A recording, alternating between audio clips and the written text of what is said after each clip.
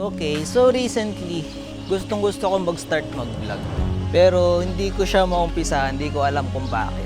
Kasi siguro naghahanap ako ng perfect time, perfect spot. Yung pagbablog, isang form of ano din pagpapakilala din Kung ano meron ka, kung ano ka. Kaya hindi ko rin alam kung paano ko umpisahan. Then dumating sa point na bigla ako meron nabasa. Kung gusto mo may mangyari, ay huwag mo antayin na may mangyari. Ikaw ang gumawa nung mangyari.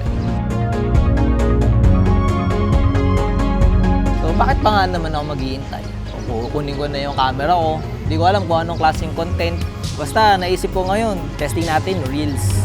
Ganyan.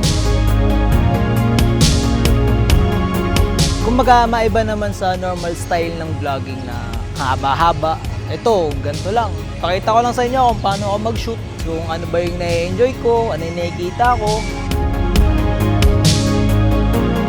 Hindi ko alam kung naiintindihan niyo yung mga sinasabi ko kasi medyo maingay kasi may nagpe-perform ng para sa Women's Month. Pero basically, yung gusto ko lang naman sabihin ay magsimula ka lang at ituloy-tuloy mo.